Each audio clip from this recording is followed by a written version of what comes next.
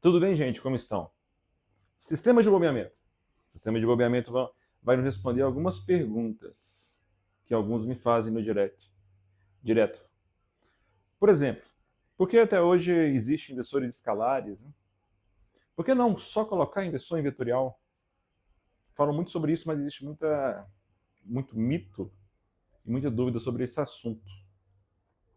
O sistema de bombeamento é interessante porque nos traz a um princípio que o vetorial tem coisas que ele não consegue resolver. Claro, já vou adiantar que existem marcas de inversores de frequência que tem já um sistema próprio para bombas vetorial, com otimização de automática, de tensão. Mas se você for comparar o preço, às vezes, que custa esse inversor, você pode comprar um inversor escalar, que tem a característica para bombas quadráticas, por exemplo. Nós temos vários fabricantes que existem, que fabricam inversores próprios para bombas, né? Todas as grandes marcas têm, assim, mas com seu PM 200, seu módulo de potência PM 230, a VEG, todos têm a ABB, todos têm inversores próprios para sistemas de torques quadráticos, sistemas bombas. Existe tipos de bombas, né? Nós temos dois grandes tipos de bombas, que são as bombas de deslocamento positivo, ou chamadas bombas volumétricas, que é aquelas para o fluido mais com uma viscosidade maior, fluido mais grosso. Mas que esse líquido não é algo interessante para nós agora. Para você programar um inversor para uma bomba, a programação de inversor de frequência para bomba de deslocamento positivo ou volumétrica obedece critérios de torque constante, que já é outro assunto, já é outra programação, é outra conversa. Se é vetorial ou não, isso não vem ao caso agora. O caso agora nós vamos falar questão de economia, então nós vamos falar da nossa turbobomba, as famosas bombas centrífugas. Estima-se que entre bombas centrífugas e as volumétricas existem, dentro da indústria, 40% dos inversores estão nelas. Então, daí você vê a importância de entender bem o sistema de bombeamento relacionado a inversor de frequência. Claro, você entender o básico do sistema de bombeamento, mas mais relacionado à inversor de frequência, para que você consiga fazer uma programação efetiva, para que você consiga trazer eficiência na sua programação. Você vai poder ser chamado tanto para fazer um projeto, instalar esse inversor no sistema de bombeamento, numa bomba. Hoje é muito comum você colocar um sistema automático que já controla a pressão automática. A pressão já é controlada de forma automática, controlando a vazão de acordo com a pressão de forma automática no sistema, com um transdutor de pressão com sinal de 4 a 20. Hoje é muito comum dentro da indústria, porque é um sistema automático. A vazão já é controlada de forma automática, você evita vários problemas de tubulação assim. Então, esse sistema a gente já vê muito, mas a gente vê muito sistema também que você tem que ir lá, até hoje, regular a pressão com válvula de estrangulamento. Existem outros sistemas também, que é o bypass, que é o sistema de recirculação, que quase a gente não usa. Bom, o sistema de bombeamento então é interessante, porque a maioria das programações que você vai usar é uma programação escalar, porque o escalar resolve o problema do sistema de bombeamento de forma até talvez mais eficaz do que o sistema vetorial, que às vezes não está tão adaptável à curva que a bomba, que o torque da bomba faz, o conjugado resistente produz um torque na carga, o seu torque de trabalho. Essa curva não é muito, o vetorial talvez não consegue se adaptar bem e não vai produzir aquele ganho que o escalar pode produzir, mas o escalar não com a curva com característica linear constante, e sim uma curva quadrática, uma curva que tende ao quadrado. Vou explicar isso mais adiante. O sistema de bombas, então, nós temos um reservatório.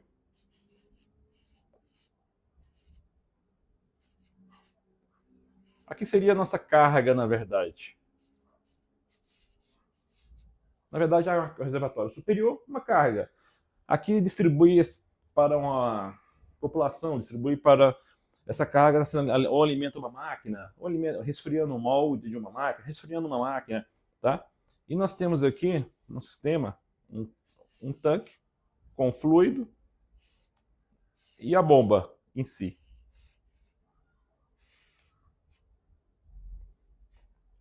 Então, toda bomba nós podemos controlar tanto a vazão quanto a pressão. Controlamos a vazão e a pressão. Como nós não conseguimos mesurar a carga, vamos ter uma variação aqui de pressão de linha nessa tubulação. Ora temos mais pressão, ora temos menos, ora temos mais água, ora temos menos água, por exemplo, se for água. Então, com isso, nós temos um sistema de malha aberta, né? Não é um sistema de realimentação, não é um sistema de malha fechada, mas temos esse inconveniente.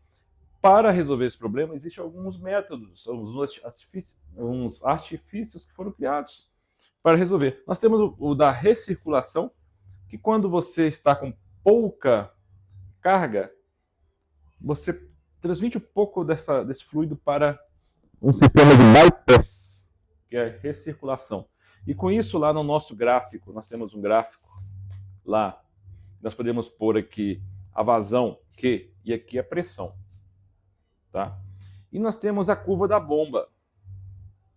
E nós temos a curva do sistema. O que é a curva do sistema? A curva da bomba, o fabricante vai te fornecer a curva da bomba. A curva do sistema que vai te fornecer é a sua instalação, é a tubulação. É o comprimento da tubulação, é a quantidade de curvas, de registros, de válvulas. Isso tudo vai ser relacionado. Depois, para o projetista da tubulação, ele transforma todas as curvas, todas as válvulas em um comprimento equivalente para ele calcular a bomba adequada. Mas isso é um projetista mecânico que vai, engenharia mecânica, que vai ficar mais a cargo do projeto da bomba. Nós estamos falando aqui da nossa parte do inversor de frequência, mas você tem que entender essa questão se você quiser ter uma eficiência na sua programação. Bom, se nós temos, então nós teríamos vazões diferentes aqui, V1 e V2, porque nós teremos variação da carga. Então nós teríamos a curva da bomba é uma só, mas a curva do sistema, essa aqui é a curva do sistema, nós teríamos o ponto 1, e quando nós colocarmos a recirculação, nós teremos outra curva do sistema. Nós teremos uma variação na vazão, uma pequena variação na pressão, e com isso nós mudamos. Se economiza um pouco de energia fazendo isso, mas olha o tamanho da perda de energia que nós temos aqui. Olha o tamanho da perda de energia que nós temos utilizando esse sistema de recirculação. Também se utiliza, em vez de termos o sistema de ejaculação, podemos colocar aqui uma válvula, que é o que mais usado, mais vocês podem ver na saída da bomba, uma válvula de estrangulamento, que também vai mudar a curva do sistema, que vai trazer também teremos um desperdício de energia, conforme podemos ver no gráfico, com uma válvula estrangulando a pressão da bomba. E assim também vamos mudar o nosso ponto de operação na bomba. O ponto de operação é onde a curva do sistema se encontra com a curva da bomba. Bem resumido, gente, essa parte de como funciona o sistema de bombeamento. Mas o que nós estamos tratando aqui é um sistema que elimina esse problema e nos traz uma eficiência, uma economia de energia elétrica dentro de um sistema de bombeamento. Nós vamos desenhar novamente aqui a nossa carga. Colocamos a nossa bomba, o reservatório. E agora, aqui alimentando o motor elétrico, nós temos um inversor de frequências.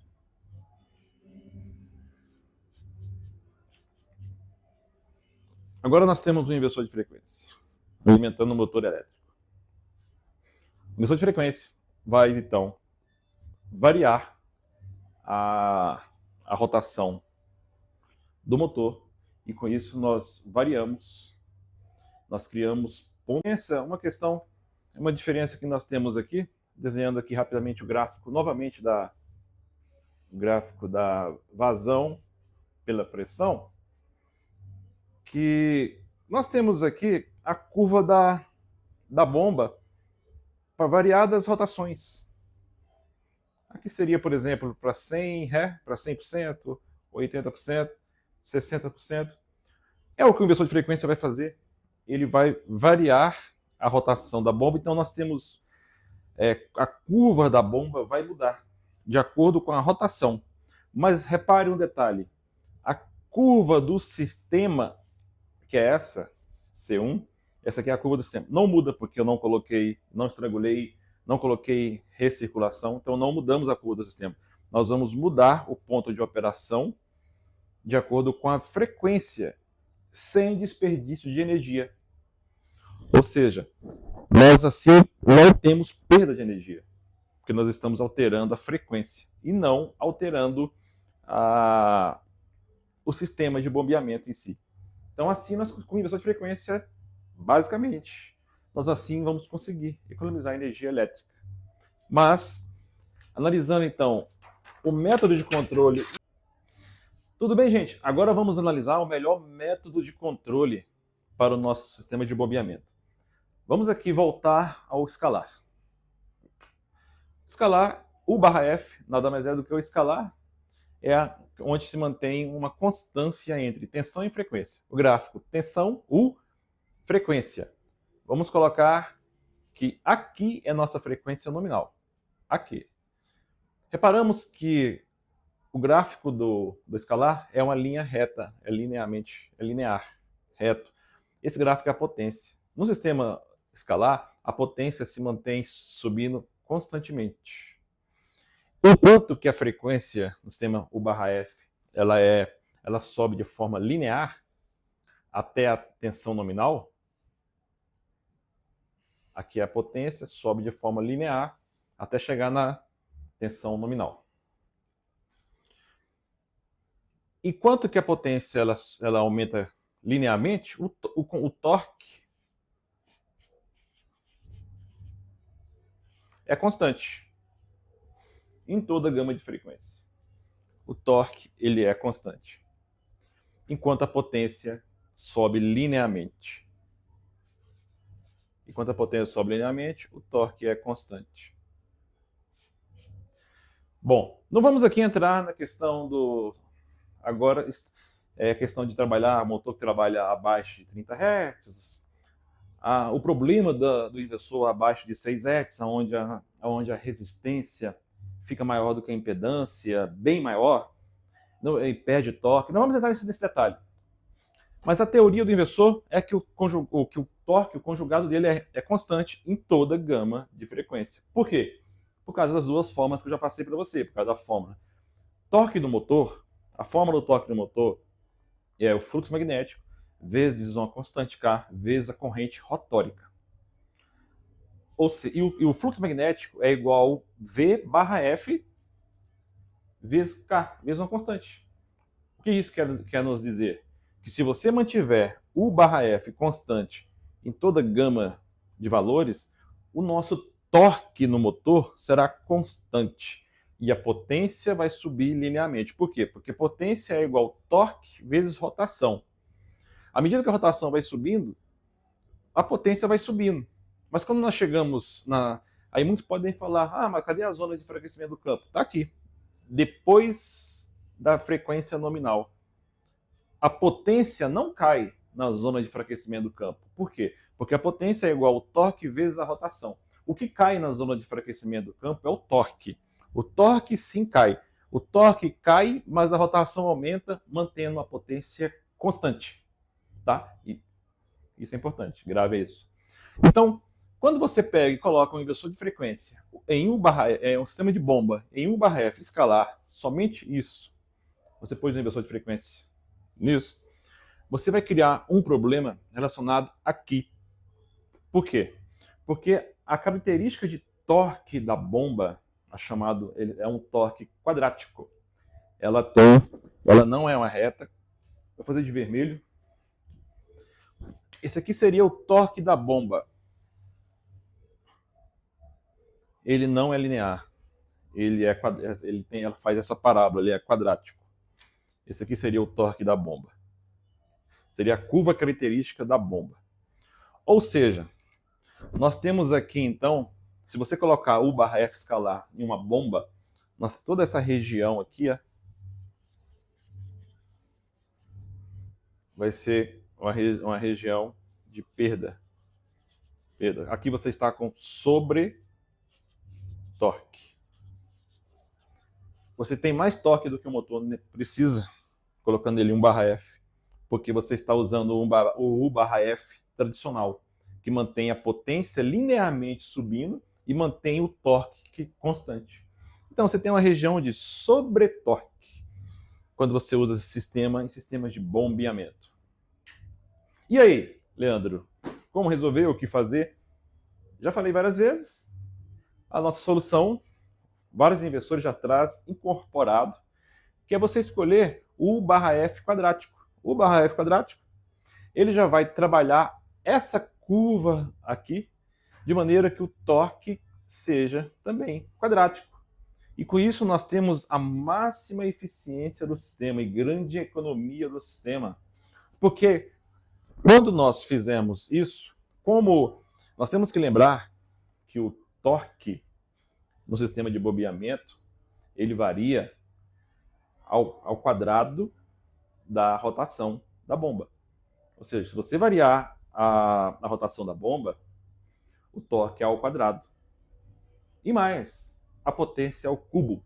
Então, na verdade, no sistema de bombeamento, potência ela é relacionada à frequência, mas ao cubo.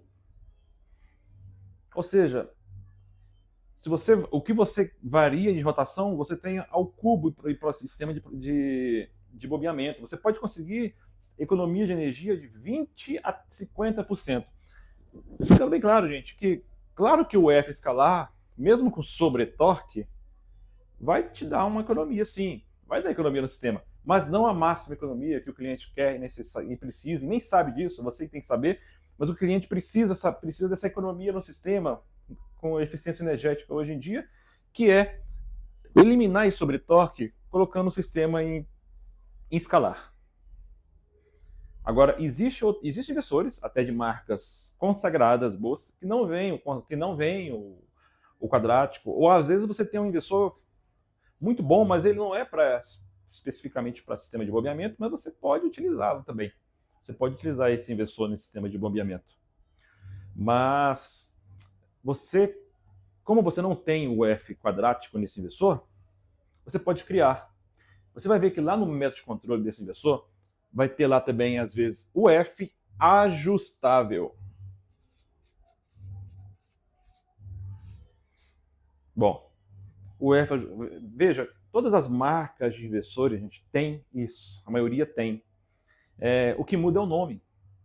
Então, a forma do investidor, o método que eu estou criando, ele vai se basear justamente, o primeiro curso vai se basear justamente nisso. Vai se basear justamente em não você decorar de um investidor de determinada máquina. E sim, vamos estudar funções, como eu estou falando agora de funções. Essas funções todos os investidores têm. Só muda o nome. Mas você vai achar em algum investidor essa ajustável de outro nome, outro investidor usa outro nome, é assim e por aí vai. O que você tem que se atentar ao F ajustável? Também, em todos os investidores, é o mesmo princípio. Às vezes muda só o nome, muda alguma coisa, mas você vai ter a frequência inicial que você vai ter que colocar.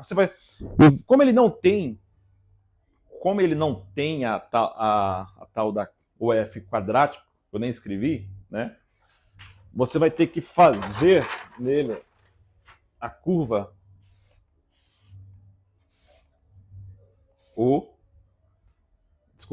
F, O.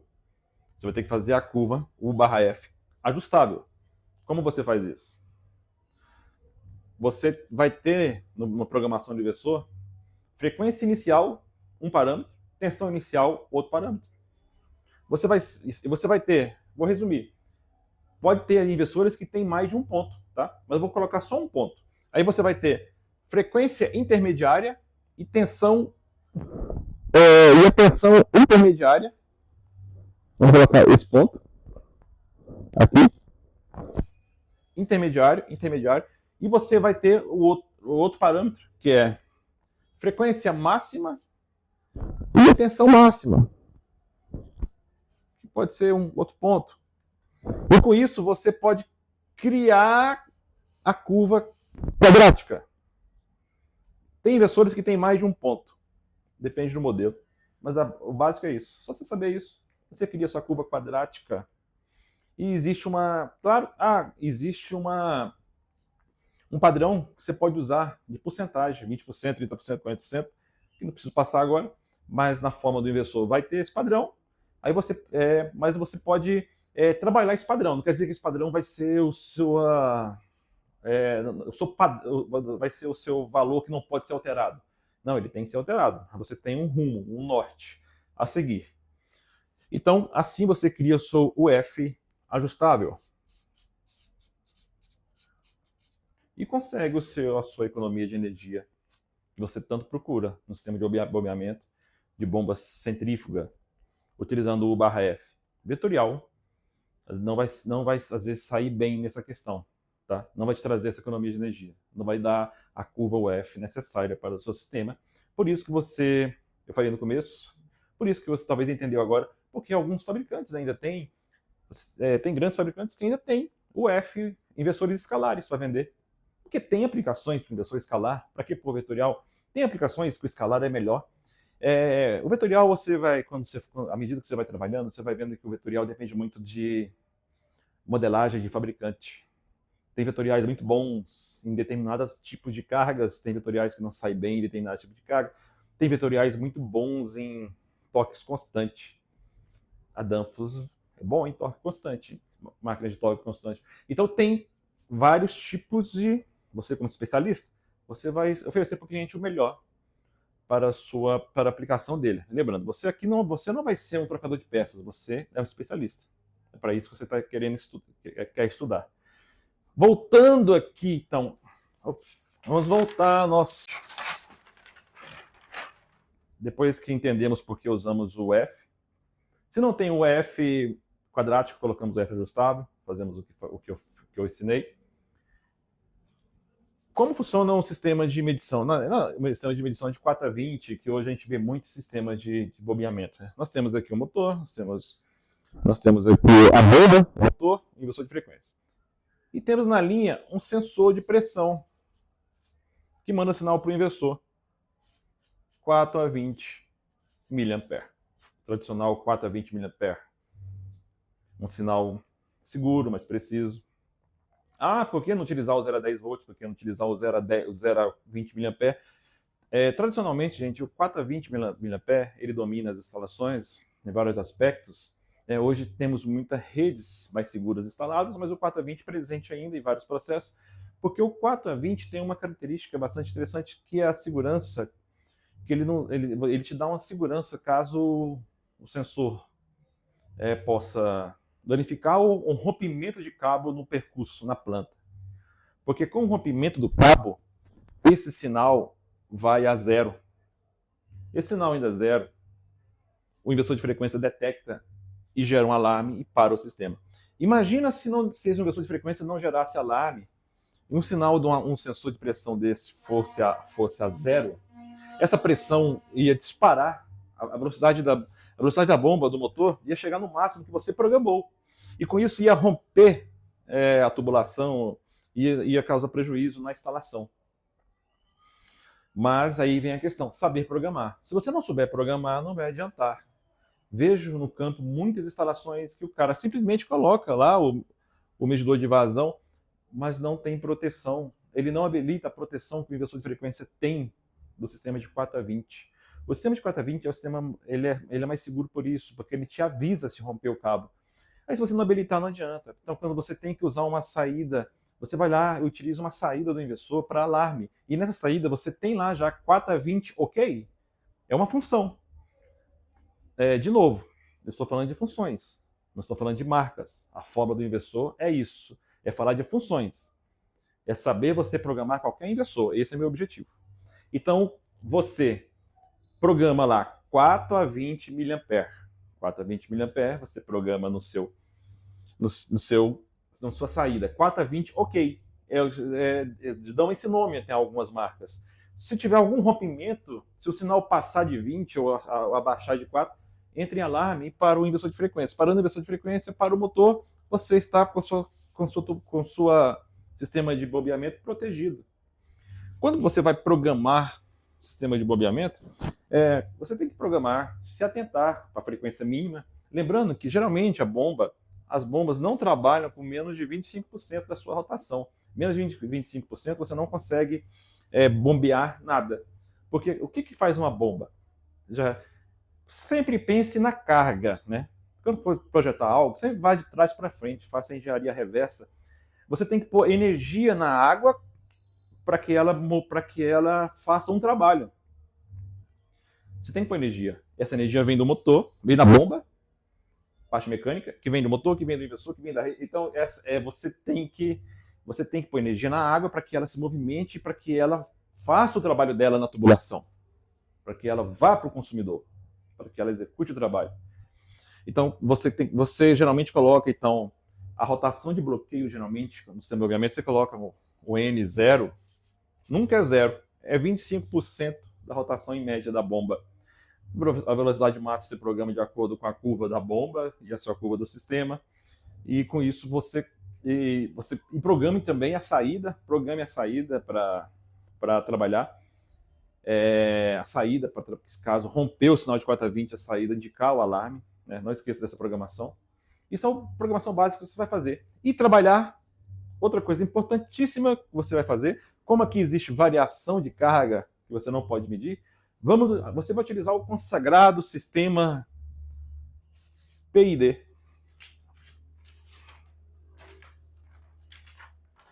Vamos utilizar esse aqui. Então aqui nós temos o sistema de realimentação. Sistema de realimentação PID, que vai ter lá no seu inversor o sistema de bomba. Claro que o inversor vem com um padrão, mas se você quer ser especialista, se você quer agregar valor, você vai ter que trabalhar esses valores. Esse dia coloquei o story, eu estava alterando o PID de um servo driver, que estava dando variação na pesagem. Você tem que aprender a trabalhar com PID.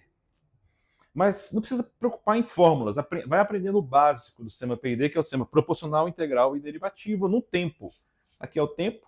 E aqui nós temos uma variável qualquer. Né? Uma variável qualquer. Colocamos aqui, por exemplo, o nosso set point. É aqui.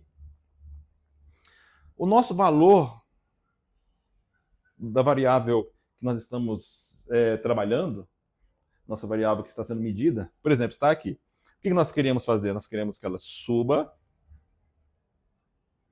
Quando essa subida ela começa, então, com o que? Sistema PID. Eu vou fazer bem resumido, gente. A ação proporcional é a reação ao erro. Então, tem um erro, a variável está aqui, mas o set point aqui, o proporcional age. Depois o derivado, a parte derivativa assume. A derivativa é aquela energia, é aquela força excedente, é a energia que dá no sistema para que a variável medida consiga chegar ao set point. Então é um exagero, a derivada é um exagero.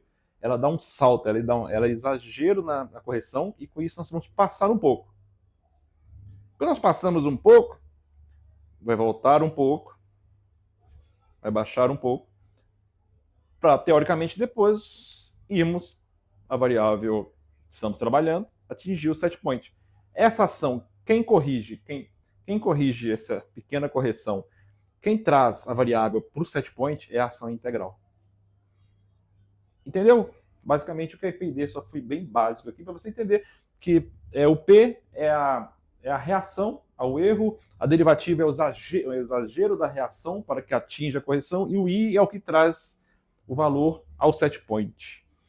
E o sistema de bobeamento, nesse caso, naquele caso nosso lá atrás, voltando de novo, trabalha com P&D. Claro que aqui a gente deu uma noção para vocês do que é sistema de bobeamento, falando de funções, ok? E a fórmula do inversor de frequência é funções. Obrigado.